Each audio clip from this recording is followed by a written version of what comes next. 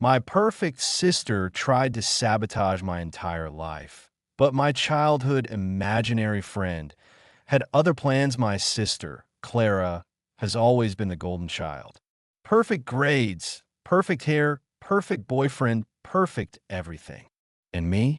I was just me, the quiet, artistic one who preferred books to parties and spent most of her childhood talking to an imaginary friend named Alex. My parents, bless their hearts, indulged my quirky nature, but Clara always used it as another way to highlight her own superiority. Look at my poor sister, still living in a fantasy world. She'd coo, loud enough for everyone to hear. IT started subtly in childhood. My crayon drawings, while not masterpieces, were always a source of pride for me. Clara would accidentally spill juice on them, or helpfully add her own improvements, usually a grotesque monster over my carefully rendered princess. When I got into painting, she'd conveniently borrow my favorite brushes and return them stiff with dried paint, or misplace my most expensive tubes of color. My parents would sigh, tell me to be more careful, and Clara would get off with a light scolding, if that. She's just being playful, my mom would say, completely oblivious to the thinly veiled malice behind Clara's actions. High school was a living hell. Clara, a year older, made sure I was always in her shadow. If I tried out for a play, she'd somehow end up with the lead. If I got a good grade, she got a better one. And boys, forget about it. Any guy who showed even a fleeting interest in me would suddenly find himself Clara's newest conquest, usually followed by her gleefully recounting their dates to me, making sure to emphasize every detail I'd be missing out on. It was soul-crushing. I retreated further into my own world, finding solace in my art and, oddly enough, in those quiet conversations with Alex, who, even then, felt more real than anyone else. He was my confidant, my cheerleader, the one who truly saw me, even if he only existed in my head. Things came to a head when I got into my dream art school. It was a small, highly competitive program, and I'd worked my fingers to the bone for years to build a portfolio that would get me in. Clara, of course, had gone to a prestigious university, studying something far more practical and impressive in our parents' eyes. When my acceptance letter arrived, I was ecstatic. My parents, for once, seemed genuinely proud. But Clara just smirked. That little art school? Really? My name? Don't you think you should aim higher? I tried to ignore her. I was finally getting out, finally going to a place where I could be myself, where my passion was celebrated, not ridiculed. I packed my bags, my heart fluttering with a mixture of excitement and trepidation. The night before I left, I had a long conversation with Alex. I told him all my fears and hopes. He told me everything would be okay, that I was strong, and that I deserved this. It was comforting, even if I knew it was just my imagination. First semester at art school was everything I dreamed of. I thrived. My professors loved my work. I made real friends who understood me. And for the first time in my life, I felt truly seen. Then, a few weeks into my second semester, I started noticing things. My charcoal sticks, which I always kept meticulously organized, would be jumbled. My paints would be slightly off cap. Small things, easily dismissed as me being forgetful in my creative fervor. But then, a major project, a large-scale oil painting I'd been working on for weeks, was ruined.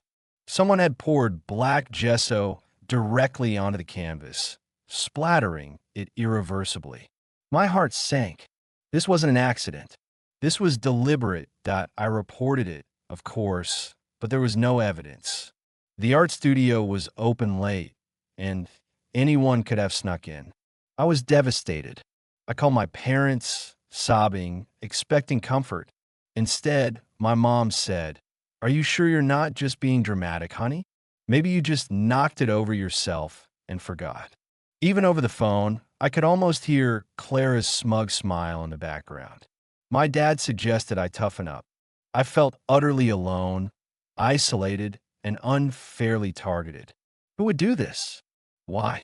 I ran through everyone I knew, but no one seemed to have a motive. It was then, in my darkest moment, that I wished with every fiber of my being that Alex were real, that he could help me. And that's when the text message arrived from an unknown number. They're watching you. My blood ran cold. I immediately thought it was a prank or someone messing with me. But the next day, another message. Don't trust the new guy in your ceramics class. I had just started new ceramics class, and there was a new student, a handsome, charming guy named Liam who had been unusually attentive. I felt a chill. How did this person know? Over the next few weeks, these mysterious texts continued. They warned me about small things. Check your locker. Someone tampered with the lock. Don't eat the cafeteria pasta today. And I started to pay attention. Each time, the warnings proved true. Someone had tried to pick my locker. The pasta did give half the student body food poisoning. It was unnerving, but also incredibly helpful. It felt like I had a guardian angel point one day. I got a text saying, Clara is coming to visit this weekend. Be careful. My heart plummeted. Clara rarely visited, claiming my art school was too bohemian for her refined tastes. Why now? When she arrived, she was, as usual, impeccably dressed, radiating an aura of effortless superiority. She spent the entire weekend subtly putting down my friends, my professors, and my work. She even managed to accidentally break a small sculpture I was proud of, claiming she didn't see it. After she left, another text came. She's planning something big, a scholarship you're applying for. She knows someone on the committee. My jaw dropped. I was applying for a prestigious scholarship, one that would cover my tuition for the next 2 years. It was a make or break opportunity. How could this person possibly know? And Clara? What possible reason could she have to sabotage me now? I confronted Clara over the phone, my voice shaking with a mixture of anger and disbelief. She just laughed, a cruel, tinkling sound. Oh, darling sister, always so dramatic. Just because I know a few people doesn't mean anything. Besides, you know how these things go. Connections are everything. She didn't deny it. She bragged about it, that I was furious. I felt utterly helpless. My mysterious texter, however, had another message. Don't give up. I'll send you something. A few hours later, an email arrived in my inbox. It contained a series of screenshots, text messages between Clara and a professor on the scholarship committee. Clara was explicitly telling the professor to overlook my application and to prioritize a student she knew, someone who was coincidentally a former classmate of hers from her prestigious university. The evidence was irrefutable, and my hands trembled as I read through the messages. The depth of her malice, the sheer lengths she went to undermine me. It was sickening. I forwarded the email to the head of the art department, along with a detailed account of everything that had happened, including the ruined painting and the broken sculpture, which I now realized were likely also her doing. The fallout was swift and spectacular. Clara was called in for an official inquiry. The professor she'd been conspiring with was placed on administrative leave. My scholarship application was reinstated, and a few weeks later, I received the good news. I got it. Not just because of the scandal, but because my portfolio was genuinely exceptional. But the story doesn't end there. I still had the burning question. Who was my mysterious helper? I texted the number back, asking, "Who are you? Why are you helping me?" The reply came almost immediately. You know me. I've always been here. My blood ran cold again, but this time it was with a different kind of chill. A chill of recognition.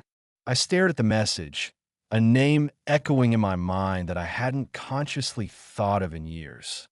Alex. I texted, my fingers trembling. Another message. It's about time you remembered. I practically dropped my phone. It couldn't be. My childhood imaginary friend? This was insane.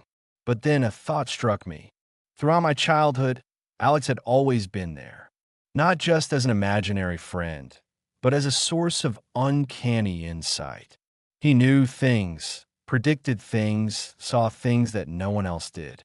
I'd always dismissed it as a child's vivid imagination, a way for me to cope with feeling overshadowed by Clara. But what if? How are you doing this? I typed, my mind reeling. I'm more than just an imaginary friend. My name? The text read, I've always been real, just not in the way you understood. This was a lot to process. A lot. I spent the next few days and a days trying to make sense of it all. I texted Alex, asked him endless questions. He explained, in a way that defied all logical explanation, that he had always been a presence in my life, an empathic connection, a sort of guardian spirit that had chosen to manifest to me as a child. He had always been there, watching, learning, growing alongside me. When I'd started college, he'd found a way to bridge the gap, to interact with the physical world through technology to protect me. He'd seen Clara's intentions, her manipulations, and had acted to protect me. He had used his abilities to access information, to be in places he shouldn't, to subtly influence things in my favor. It sounded utterly fantastical, like something out of a movie, but given everything that had happened, I found myself believing him. How else could he have known so much? The final confrontation with Clara was unavoidable. My parents, after the scholarship scandal, had finally seen her true colors. The perfect daughter facade had shattered, revealing a bitter, jealous, and manipulative individual. They were horrified. Clara was furious, not at her actions, but at being caught. She blamed me, of course, accused me of being a drama queen and making things up for attention. But this time, my parents weren't buying it. Clara, my dad said, his voice heavy with disappointment, the evidence is undeniable. You actively tried to sabotage your sister's future. How could you? Clara just sneered. She doesn't deserve it. She's always been so weird, so different. I always had to work harder to get what I wanted, even though I was the talented one.